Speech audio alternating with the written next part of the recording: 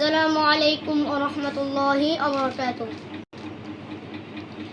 তোমার বুকে রাখো আল্লাহর ভয়, আসবে না কোনোদিন কোনো পরাজয়, আসবে না কোনোদিন কোনো পরাজয়।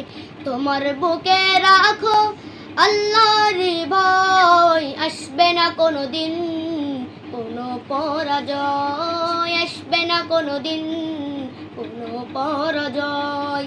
হালাল হারাম জেনে সরল শর্ত মেনে নিষিদ্ধ সবে ছেড়ে উঠুক জীবন বেড়ে।